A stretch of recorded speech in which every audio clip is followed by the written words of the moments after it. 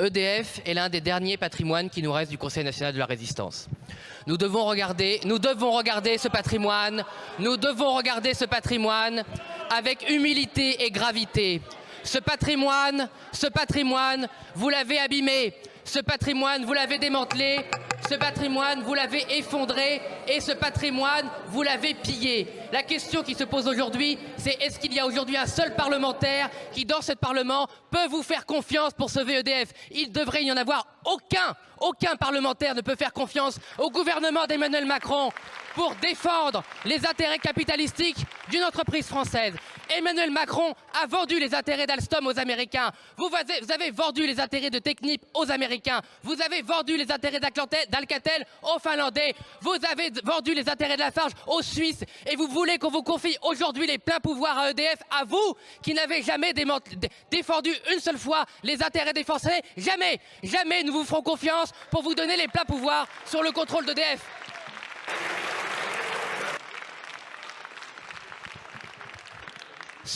Ceux qui aujourd'hui sont suffisamment sots, lâches ou stupides pour vous donner les pleins pouvoirs sur EDF auront sur la conscience le démantèlement du patrimoine des Français. Nous avons soutenu les sanctions contre le régime russe quand elles sont utiles, quand elles sont productives, et nous nous opposons aux vos mesures stupides qui ont enrichi le régime russe. Et nous le dirons et nous le réaffirmerons, vous, par votre stupidité, vous avez réussi à enrichir le régime russe sans même prendre de sanctions. Car ce ne sont même pas les sanctions qui les ont enrichis, c'est l'anticipation des sanctions.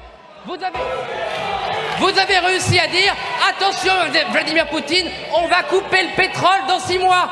Donc vous avez dit au marché, spéculez pendant 6 mois. Vous avez dit aux pays du Golfe, importez du pétrole russe pas cher, on va le revendre à 120. Voilà, ça c'est votre bilan. Vous êtes des incapables, vous êtes des hypocrites et vous êtes des menteurs. Avoir une pensée pour ce que fut la gauche dans ce pays et son relation à la science. Je voudrais rendre hommage à la famille Joliot-Curie, une grande famille de chercheurs français et une grande famille de gauche. Je ne vais pas parler à sa place, mais je pense que si elle était là, entendant Madame Panot et ses absurdités sur le génie nucléaire français, elle se retournerait dans sa tombe car elle nous a légué avec sa mère la plus grande filière industrielle que la France ait jamais portée. Et si aujourd'hui, il y a le courant le plus sûr, le plus rentable, le plus propre, le plus fiable, c'est grâce au génie nucléaire français qui avait été porté par la gauche et que vous avez abandonné, comme tous d'ailleurs, à peu près tout ce que vous avez abandonné, et c'est lamentable. Je voudrais remercier Mme Brejon, qui a reconnu pour la première fois qu'il fallait effectivement pas 6, pas 14, mais bien 30, mais en fait 50 réacteurs nucléaires. Il nous faut un plan Messmer 2.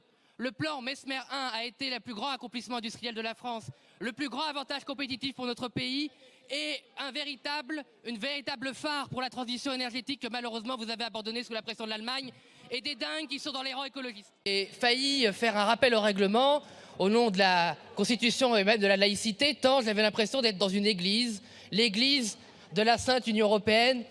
Nous avons entendu des sermons, des homélies.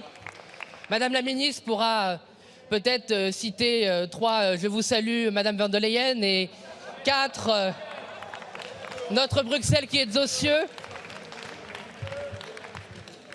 La lumière ne nous ayant pas atteinte, nous voterons contre ces 24 milliards d'euros qui sont évidemment mal dépensés.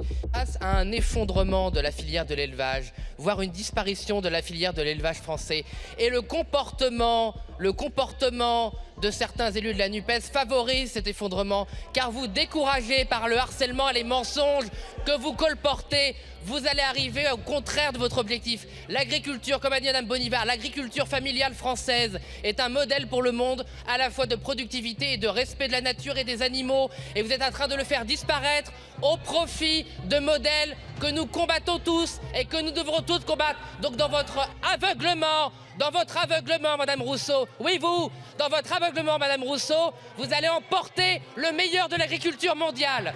On y reviendra, t'inquiète pas, on y reviendra. Écoutez, je continue ma croisade naissante contre les niches fiscales, puisque ce gouvernement ne veut pas le faire. Donc moi, je vais continuer. Quand j'ai dénoncé la niche fiscale que vous avez refusé d'abroger avec des excuses bidons. En pleine cohérence, je propose que nous limitions l'abattement fiscal pour les élus locaux à ceux qui le méritent vraiment, à savoir les élus des petites communes, qui eux n'ont pas de frais remboursés et pas de frais remboursables. Moi, quand je vais au conseil régional, entre Montdidier et Lille, j'ai l'hôtel remboursé, j'ai mon TER qui est remboursé, même si je ne paie plus avec, depuis que je suis député. Donc je n'ai aucune raison d'avoir un abattement fiscal, un peu comme les journalistes qui se font rembourser des frais, si vous voulez. Donc, je propose que, j'espère qu'il y aura un consensus pour quand même qu'on se libère de ce privilège. Moi, je suis content parce qu'en seulement 2 petites niches fiscales ridicules, voilà, vous n'osez pas y toucher. Voilà, donc on est là, les grands discours, la nuit, on va faire refaire la Révolution française, Marat, Robespierre, Desmoulins, on ne sait plus qui y a, voilà. Mais vous êtes des petits bourgeois. Ah ben je garde mon petit avantage pour mes amis conseillers régionaux. Il est vrai que les Verts n'avaient que ce mandat pendant des années et c'est peut-être tout ce qui vous restera. Merci. Mais je sais que vous avez une passion coupable pour moi maintenant, qui va vous poursuivre pendant 5 ans. Mais en tout cas, vous n'avez pas poursuivi de vos efforts la conquête de maigres mais réels petits gains de pouvoir d'achat, car nous sommes là, en tant que représentants personnellement des Hauts-de-France, dans la grande tradition de ceux qui se battent pour que les Français aient un peu plus d'argent à la fin du mois, même si ce n'est pas tout l'argent que nous voulons. Nous sommes réunis ici grâce à l'engagement de Marine Le Pen, qui, la première ici, dans le paysage politique, a été la première à lever la question du pouvoir d'achat. Et je tiens à la remercier au nom de tous les gens qui, à cette heure-là, vont se lever pour que le pays tienne debout. Alors, silence! Alors, oh, ce cri du cœur, j'avoue, Monsieur Tanguy, s'il vous plaît. Qui a inspiré, je pense, beaucoup de gens parmi nous. Chers je vous en prie, collègues de gauche. Monsieur Tanguy, s'il vous plaît. France... Silence pour la France.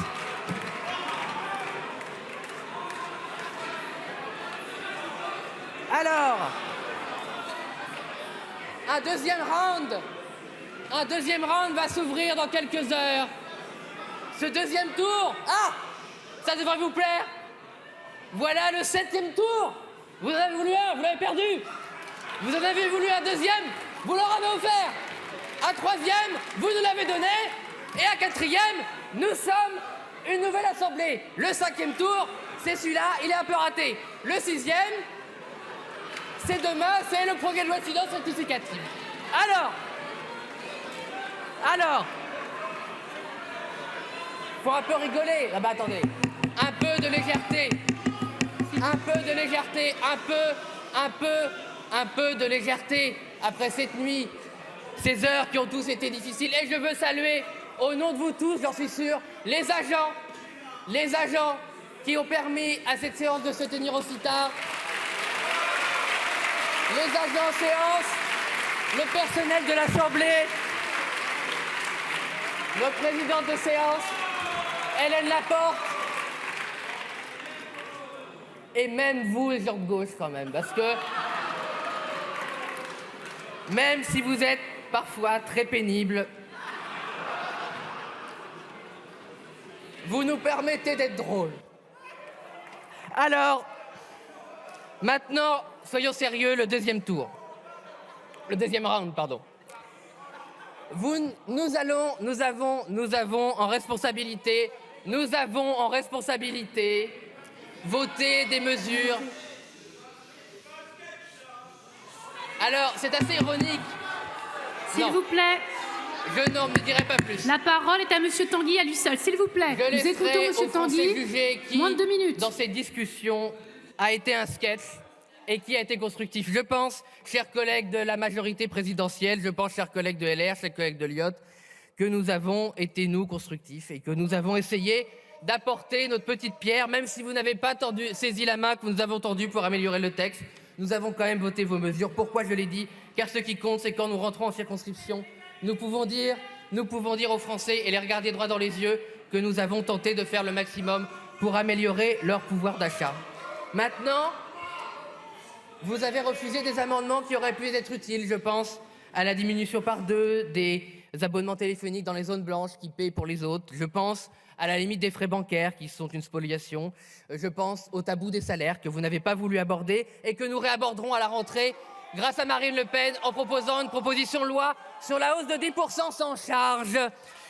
Mais maintenant, demain, nous allons parler du PLFR. Et il sera temps de parler de deux choses qui n'ont pas été abordées. C'est notamment la baisse de la fiscalité et la baisse des dépenses contraintes. Il faut, chers collègues, faire de vraies économies, des économies structurelles pour pouvoir rendre de l'argent aux Français. Dès demain, j'espère que nous pourrons le faire ensemble. Il y a de nombreuses économies sur l'immigration, il y a de nombreuses économies sur l'Union européenne que nous pouvons faire ensemble pour rendre de l'argent aux Français. Enfin, demain, il sera temps d'aborder le grand sujet de la TVA. Depuis 30 ans dans ce pays, la TVA est devenue le socle injuste, le choc spoliateur de notre système fiscal. Il n'est pas juste, la TVA n'est pas un impôt juste. Nous allons proposer d'en rendre une grande partie au peuple de France. Il faut rendre de la TVA au peuple de France. Et vous ne savez toujours pas compter. Et je vous souhaite une bonne soirée. Merci.